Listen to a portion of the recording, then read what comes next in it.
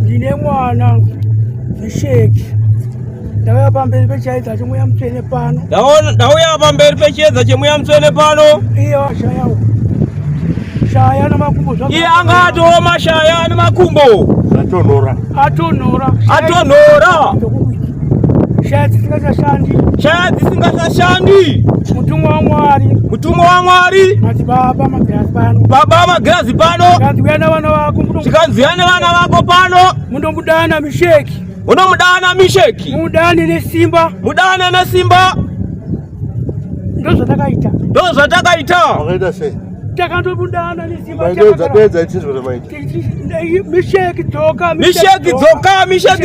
Misheki dzoka. Wanga atofa mwana yeye. Zvino munhu amuka. Wakutoda zvokuenda kubasa. Uya masarira. Yakarara sekuru wake pala. Semutenda icho. Ngomutenda ikamuzukuru ipala. Ndinotenda mwana uyu. Akatitaridza pana Mwari. Chokwadi. Ndakambvunza kuti chii chakaita kuti uwane nengirozi yaMwari yakadai. Zvikanzi inamo. Ndikandozva waita kuti ndimuonewo. Kurikidza newe. Ndinotenda vanhu vaMwari. Aona Mwari. Munhu aona mutumwa uyu aona Mwari. Zuro. Muroora wangu akavata kumboku. Akanyepa kuti ndokupai mari 300.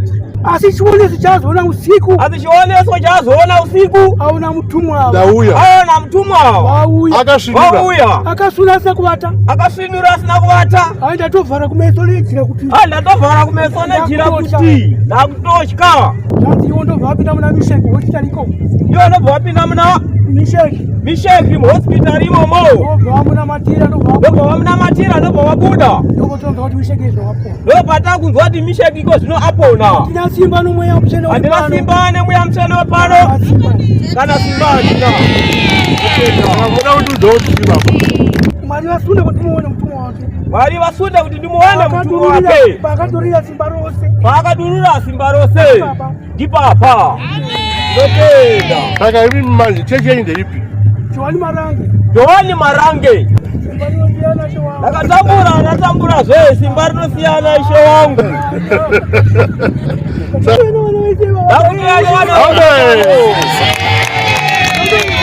Vamona mderojo. Muko mwanamnina. Mwana. Ayo. Kudari kurwara. Uye ndiye mkuru.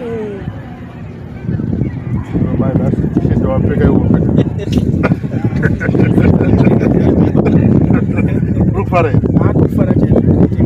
Kufara chaizo.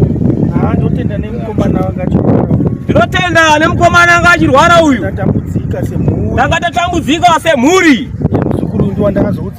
Iye muzukuru ndiye wandikazoudza pafoni. Ndikati kwashata kuno. Zikanzi chimhanya ikuya akanditumira nemafoni namba. Ndaifana kungeenda kwaya chiri chitatu. Akazondibvunza kuti maende andika ndatadza. Akapopota chaizvo. Saka Friday takazongouya ndakumuudza kuti tadii. Kuti takuenda ikoko. Takazomuudza tadzoka kuti hawo. Tazvionera toga. Basa rakabatwa. Tinotenda Mwari zvose nababa wepano. Ndinotenda mukomana Anaya. Ndaupa ichi, ndaupa mvura, ndaupa ichi. Wakatipa makarenda. Vatatu zvikanzi nyorai mazita ake. Misheki. Topataita saizvozvo. Mangwana acho anga akutotaura nyaya. Mangwana acho anga akutotaura nyaya. Kuti munhu anga asikafambi munhu asikatauri munhu asikati. Zvese aichadya chese aingorutsa nokuchaya. Aingoti zvose zvaadya zvose aingorutsa nokuchaya. Zvese izvozvo zvakamira. Zvose izvozvo zvakatomira. Ana chiremba vana kuona zvirwere. Madhiripi akaitwa 24. Madhiripi akaitwa 24. Akasara muhuro. Kwese kwanga kusina tsinga. Patingangopiwa munamato nababa. mwana akanaka. Ena mwana gani? Akanaka. Uyu manje akachikonfesa. Unoti konfesa pamberi pana. Wari konfesa kwa ndideka. Ndatitora na baba. Ndakaitora na baba. Ndasvika kupa kutaura kuti munoziva prodigal son. Ndasvika pa kutaura kuti munoziva prodigal son. Ndakati ndini manje. Ndikati ndini manje. Nekuti ndakamboiswa ruoko pano. Nekuti ndakamboiswa ruoko pano.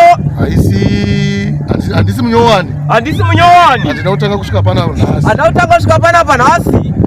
Pane nguva covid yakazouya. Pane nguva covid yakazouya. Vatoitaura kuti pane chirwere chichauya. Inini ndakada kuchema, ndakada kuseka bozi. Inini ndakada kuchema, ndakada kuseka. Profita chandakapiwa. Nekuti chiprofita chandakapiwa. Asana ndambochiona muupenyu hwangu. Asana ndambochiona muupenyu hwangu. Kwese kwatakambofamba tichipfugama. Kwese kwatakambofamba tichipfugama. Ndakasangana nechiprofita chakasimba. Ndakasangana nechiprofita chakasimba. Ndauya ndikataura kuna baba ndakarasikirwa nezvakawanda. Ndauya ndikataura kuna baba ndakarasikirwa nezvakawanda. Panguva ndakapesana navo vambondisa ruoko vambondisa ruoko ndambodyiwa nenyika. Saka ndavaudza ndikati hai zvinezvi. Saka ndavaudza ndikati iko zvino ndadzoka musowe. Nekuti mhepo dziya dzinenge dzakuda infect dzadzoka. Nokuti mhepo dziya infect dzadzoka. Takapesana nezvakawanda. Takapesana nezvakawanda. Ndakutamvira. Muchine hanzvitsi. Hanzvitsi dzanhasvika hanzvitsi. Taura nyama. Pamusoro izvi. Inini ndamira panapa. Inini ndamira pano.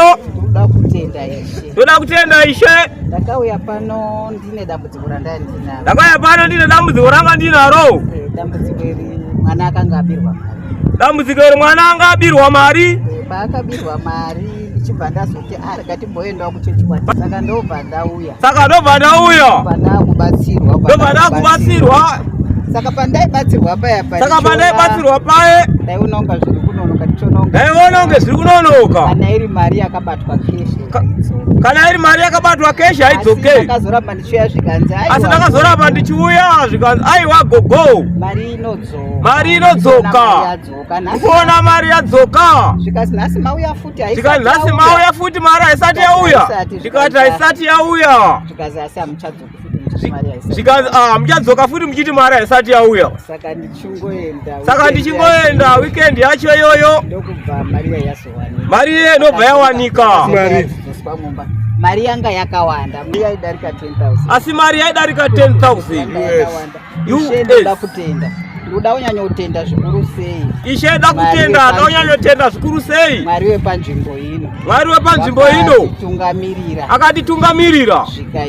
Zvikaendeka. Tikazonga tambouya pane patakambotanga kuuya futi. Ndokubva tanzi mai venyu vakafa zvisina tsarukano. Mai venyu vakafa zvisina tsarukano. Saka isusu sevanhu tinenge tisingaonawo zvepamwe. Vanenge vasingaonawo zvepamweya. Ndobva taudzwa kuti mai venyu vakafa zvakadai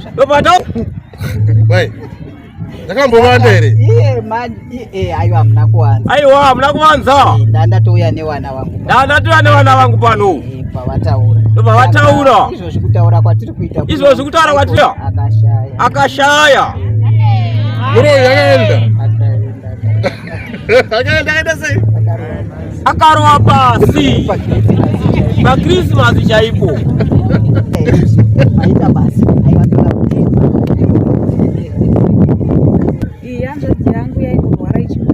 Hanzvadzi yangu yaimborwara ichimbofa. Saka paChristmas papa akatombofa akazomuka after Christmas. Saka paChristmas papa akatombofa akazomuka after Christmas. Ndakamutora tikauya naye kuno. Vatakandifonera zuro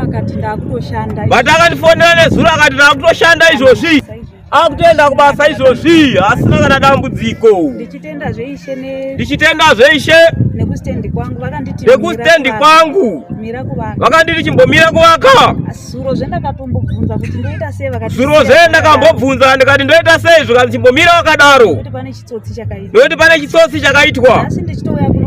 Nhasi ndichitoya kuno. Ndaona muridzi westand akatoisa foundation. Saka ndakavaka manje. Ndokivaka waiti nemweya. Aiwa. Waita chibaba chechi. Apa atorine mapepa ina ndina mapepa. Saka ndada kutenda na izvozvo. Chitatu chandoda kutenda futi. Chitatu chandoda kutenda futi. Murume wangu akatada nditumira mari kuti ndine chibanda. Murume wangu